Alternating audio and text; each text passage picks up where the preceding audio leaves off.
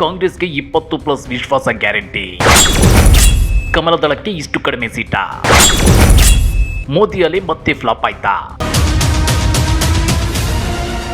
ಈ ಸಲದ ಲೋಕಸಭಾ ಚುನಾವಣೆಯಲ್ಲಿ ಕಾಂಗ್ರೆಸ್ ಗೆಲ್ಲೋ ಸೀಟುಗಳ ಸಂಖ್ಯೆ ಎಷ್ಟು, ಬಿಜೆಪಿ ಜೆಡಿಎಸ್ ದೋಸ್ತಿ ಗೆಲ್ಲೋ ಸೀಟುಗಳ ಸಂಖ್ಯೆ ಎಷ್ಟು ಅನ್ನೋ ಕುತೂಹಲ ಗರಿಗೆದರಿದೆ. ಈ ನಡುವೆ ಕಾಂಗ್ರೆಸ್ನ ಗ್ಯಾರಂಟಿ ಯೋಜನೆಗಳು ಮತ್ತೆ ಕೈ ಹಿಡಿದಿದ್ದು, ಕಳೆದ ವಿಧಾನಸಭಾ ಚುನಾವಣೆಯಂತೆಯೇ ಲೋಕಸಭಾ ಚುನಾವಣೆಯಲ್ಲೂ ಕರ್ನಾಟಕದಲ್ಲಿ ಬಿಜೆಪಿಗೆ ಮೋದಿ ಅಲೆ ವರ್ಕೌಟ್ ಆಗಲ್ಲ ಅನ್ನೋ ಮಾತುಗಳು ಕೇಳಿ ಬರ್ತಿವೆ. ಹಾಗಾದ್ರೆ ಕಾಂಗ್ರೆಸ್ 20+ ಎಂಪಿ ಸೀಟುಗಳನ್ನ ಗೆಲ್ಲೋದು ಗ್ಯಾರಂಟಿನಾ? ಕಮಲದಳ ಪಕ್ಷಗಳು ಇಷ್ಟು ಕಡಿಮೆ ಸೀಟು ಗೆಲ್ತಾವ? ಮೋದಿ ಅಲೆ ಕರ್ನಾಟಕದಲ್ಲಿ ಫ್ಲಾಪ್ ಆಗೋಕೆ ಅದೇನ್ ಕಾರಣ ಗೊತ್ತಾ? ಅದನ್ನ ಡೀಟೇಲ್ ಆಗಿ ತೋರಿಸ್ತೀವಿ.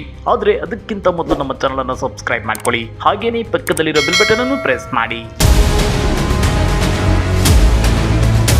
ಕರ್ನಾಟಕ ಲೋಕಸಭಾ ಚುನಾವಣೆ ಇಡೀ ದೇಶದಲ್ಲಿ ವಿಭಿನ್ನ. ಅತಿ ಹೆಚ್ಚು ಪ್ರಜ್ಞಾವಂತರು ಬುದ್ಧಿವಂತರು ಇರೋ ರಾಜ್ಯಗಳಲ್ಲಿ ಕರ್ನಾಟಕವು ಒಂದು. 2019ರಲ್ಲಿ 28 ಎಂಪಿ ಸೀಟುಗಳ ಪೈಕಿ ಬಿಜೆಪಿಗೆ 25 ಸೀಟುಗಳನ್ನು ಕೊಟ್ಟಿದ್ದ ರಾಜ್ಯದ ಮತದಾರರು ಈ ಸಲ ಬಿಜೆಪಿಗೆ ಮುಟ್ಟಿ ನೋಡಿಕೊಳ್ಳುವ ಹೊಡೆತ ಕೊಡೋದು ಗ್ಯಾರಂಟಿ ಅನ್ನೋ ಆತ್ಮವಿಶ್ವಾಸ ರಾಜ್ಯ ಕಾಂಗ್ರೆಸ್ ಪಾಳೆಯದಲ್ಲಿದೆ.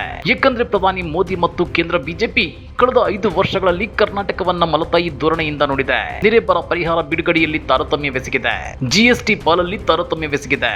ಅಷ್ಟೇ ಅಲ್ಲ, ಅಗತ್ಯ ವಸ್ತುಗಳ ನಿರಂತರ ಬೆಲೆ ಏರಿಕೆ, ಸುಳ್ಳು ಭರವಸೆಗಳು ಬಿಜೆಪಿಗೆ ಈ ಚುನಾವಣೆಯಲ್ಲಿ ಶಾಪವಾಗಿ ಬದಲಾದ್ರೆ ಗ್ಯಾರಂಟಿ ಯೋಜನೆಗಳು ಕಾಂಗ್ರೆಸ್ಗೆ ವರದಾನವಾಗಿ ಮಾರ್ಪಟ್ಟಿವೆ. ಹೀಗಾಗಿ ಈ ಸಲದ ಕರ್ನಾಟಕ ಲೋಕಸಭಾ ಚುನಾವಣೆಯಲ್ಲಿ 28 ಕ್ಷೇತ್ರಗಳ ಪೈಕಿ ಕಾಂಗ್ರೆಸ್ 20ಕ್ಕೂ ಹೆಚ್ಚು ಎಂಪಿ ಸೀಟುಗಳನ್ನ ಗೆಲ್ಲೋ ಟಾರ್ಗೆಟ್ ಇಟ್ಕೊಂಡಿದ್ರು. ಖಂಡಿತ 16ಕ್ಕೂ ಹೆಚ್ಚು ಎಂಪಿ ಸೀಟುಗಳನ್ನ ಗೆಲ್ತೀವಿ ಅನ್ನೋ ವಿಶ್ವಾಸ ಇದೀಗ ರಾಜ್ಯ ಕಾಂಗ್ರೆಸ್ ನಾಯಕರಿಗಿದೆ. ನಿಮ್ಗೆ ಗೊತ್ತಿರಲಿ, ಈ ಸಲದ ಲೋಕಸಭಾ ಚುನಾವಣೆಯಲ್ಲಿ ಕಾಂಗ್ರೆಸ್ ತನ್ನ ಆಂತರಿಕ ಮನಸ್ತಾಪಗಳನ್ನು ಬದಿಗಿರಿಸಿ ಕೈ ನಾಯಕರು ಒಗ್ಗಟ್ಟಿನಿಂದ ಗೆಲುವಿಗಾಗಿ ಶ್ರಮಿಸಿದ್ರು. ಸಿಎಂ ಸಿದ್ದರಾಮಯ್ಯನವರ ಅಬ್ಬರದ ಪ್ರಚಾರ, ಮೋದಿ ಮತ್ತು ಕೇಂದ್ರ ಸರ್ಕಾರದ ತಪ್ಪುಗಳನ್ನು ಜನರಿಗೆ ಮನಮುಟ್ಟುವಂತೆ ಮಾಡಿದ ಪ್ರಯತ್ನ ಕಾಂಗ್ರೆಸ್ಗೆ ಲಾಭವಾಗಿ ಪರಿಣಮಿಸಿದೆ.